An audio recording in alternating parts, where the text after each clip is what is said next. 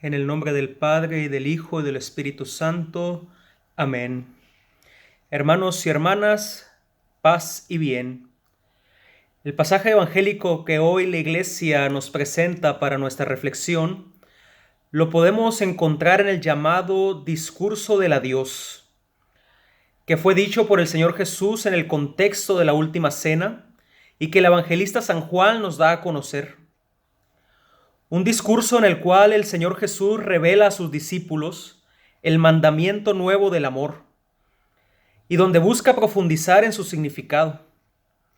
Ciertamente no es una manifestación que debe considerarse de un modo material o físico, sino en un sentido espiritual, ya que solo quien escucha, recibe, acepta y con empeño pone en práctica la palabra de Dios, será capaz de ser morada perfecta para que Dios venga a habitar en él. Precisamente al inicio del pasaje evangélico de hoy es esta promesa del Señor Jesús dada a sus discípulos y ciertamente a cada uno de nosotros. Solo quien es capaz de salir de sí mismo para amar al Señor Jesús y quien es capaz de despojarse de su egoísmo para guardar su palabra, es decir, ponerla en práctica, será capaz de recibir el amor del Padre y en ese sentido dejarlo morar en su corazón. El amor entonces se vuelve el centro y la motivación para realizar la voluntad de Dios. Sin el amor no es posible cumplir los mandamientos. Y claro está que mucho menos el mandamiento nuevo del amor. Ámense los unos a los otros como yo los he amado. Y este amor no es otro que el amor que viene del Padre y del Hijo en comunión con el Espíritu Santo. Es decir, es un amor trinitario que anima el corazón de todos los discípulos del Señor Jesús para amar como Él ha amado, como Él nos ha amado. Es un amor gratuito, un amor generoso, un amor que ayuda a orientarnos como cristianos hacia modelarnos en la persona del Señor Jesús. Un amor que transforma, que purifica, que nos hace entrar en el dinamismo de la obediencia al Padre y que al mismo tiempo nos unifica con la Trinidad. Un amor también que busca en todo momento poner en práctica los mandamientos de Dios, que ciertamente a veces pueden sernos difíciles de cumplir cuando buscamos sobre todo hacerlo con nuestras propias fuerzas. Sin embargo, desde el amor que se nos regala desde lo alto, con ese amor que nos trae el Espíritu Santo, es como podemos hacer vida lo que el Señor Jesús nos manda. De ese modo, entonces, se concretiza que amando es que se obedece y obedeciendo es que se ama. En ese sentido, todos nosotros somos llamados a ese amor vertical hacia con Dios, pero también a ese amor horizontal hacia con nuestros prójimos. Y al mismo tiempo, ¿por qué no decirlo?, a ese amor que va a la profundidad de nosotros mismos. Ya que si no somos capaces de amarnos tal cual somos y de aceptarnos tal cual nos ha hecho Dios, difícilmente podemos mirar hacia afuera de nosotros mismos para poder amar a Dios y a nuestros prójimos. Y este modo de amar, en su profundidad, en su largueza, en su altura, en su expansión, en su universalidad, solo lo podemos aprender del Maestro del amor, del Señor Jesús.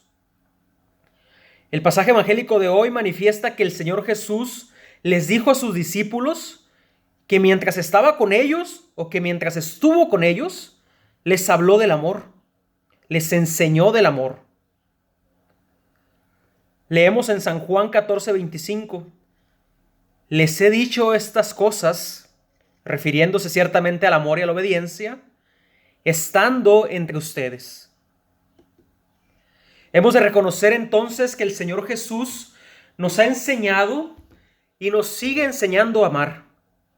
Estamos en el tiempo litúrgico de Pascua, un tiempo en el cual su amor se ha derramado abundantemente sobre cada uno de nosotros. Y sin duda, desde la Semana Santa, ese amor se nos dio a raudales con su muerte en cruz y con su resurrección. Fue a través de la entrega generosa y libre de su vida, en esa muerte infame que tuvo nuestro Señor Jesucristo, que nos enseñó que el amor significa sacrificio, generosidad, valentía, un desinterés, un soportarlo todo, y que en definitiva significa dar la propia vida en favor de toda la humanidad. Pero fue también por medio de su resurrección gloriosa que nos enseñó que el amor también significa tener vida y generar vida en abundancia. Significa una nueva creación, una trascendencia. Y sin duda, un amor que significa un camino para llegar al cielo. De todo esto que nos enseñó y nos sigue enseñando el Señor Jesús. Pero fíjense que nuestro buen Dios no se conforma con esto. Y no lo hace porque sabe que nosotros somos frágiles, muchas veces olvidadizos de su palabra, incoherentes cuando queremos ponerla en práctica y no lo hacemos. Y la mayoría de las veces, ciertamente necesitados de su amor. Es decir, la ayuda divina no termina con todo lo que el Señor Jesús nos revela y nos reveló. El pasaje evangélico de hoy nos indica que en la persona del Espíritu Santo, nosotros seremos capaces no solo de recordar con la memoria estos hechos del pasado en los cuales el Señor Jesús nos enseñó a amar, sino más bien el Espíritu Santo nos hará conscientes del sentido actual que tiene la enseñanza del Señor Jesús y nos indicará el camino para ponerla en práctica.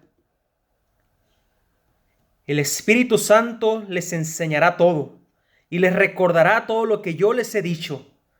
Podemos leer en el pasaje evangélico de hoy. Son palabras proféticas del Señor Jesús en las cuales nos anuncia que aquello que Él nos ha revelado del Padre, el Espíritu Santo ahora, con su acción en nosotros, nos actualizará y nos hará presente toda la obra redentora del Señor Jesús, que en síntesis podemos decir, es la acción del amor del Padre, del Hijo y del Espíritu Santo en cada uno de nosotros.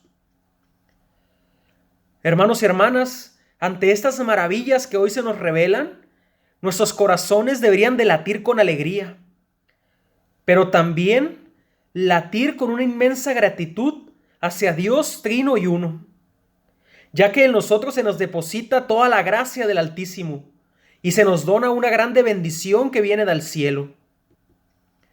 Es por ello también que hemos de contemplar que el fruto perenne que busca el Señor Jesús en nosotros es que vivamos en su paz, la paz que nos deja, la paz que nos da. Una paz que no es como la del mundo, sino que es fruto del amor, es fruto de que cumplimos la voluntad del Padre aquí en la tierra. Las palabras del Señor Jesús en el pasaje evangélico de hoy, entonces, dan un giro que nos pudieran sorprender, ya que una vez que habla del amor, continúa en su discurso del adiós, anunciando a sus discípulos que se va, pero al mismo tiempo, en un modo que pareciera contradictorio, les dice que volverá a ellos. Entonces, interpretar su adiós, pero su pronto regreso también, lo podemos realizar de diferentes ópticas. Yo les propongo dos. Una desde la visión de su trido pascual, cuando murió y dejó solos a sus discípulos, pero que con su resurrección volvió otra vez hacia ellos y se les apareció. Y la otra óptica desde una visión desde su ascensión al cielo, que de nuevo los deja a sus discípulos solos. Pero luego, con su segunda venida, es cuando será visto de nuevo. En estos dos casos hay un periodo que pudiera parecer de orfandad, un tiempo en el cual los discípulos, y ciertamente nosotros también, hemos de vivir sin la presencia física del Señor Jesús. Los discípulos estuvieron sin su presencia desde la muerte hasta su resurrección. Y sin duda, desde la ascensión, pues todos nosotros estamos en la presencia física de su cuerpo mortal y ahora de su cuerpo inmortal y glorioso del Señor Jesús. Y bueno, aquí hago un paréntesis para decir que ciertamente es claro que no se fue del todo, ya que sacramentalmente, diariamente, está con nosotros el Señor Jesús. Y parafraseando a San Francisco, podemos decir que viene a nosotros Él mismo en humilde apariencia y desciende del seno del Padre al altar en manos del sacerdote. Y es verdaderamente el santísimo cuerpo y sangre de nuestro Señor Jesucristo. Y así lo mismo que los apóstoles con la vista corporal veían solamente su carne, pero con los ojos que contemplan espiritualmente creían que Él era Dios, así también nosotros, al ver con los ojos corporales el pan y el vino, vemos y creemos firmemente que es su santísimo cuerpo y sangre, vivo y verdadero.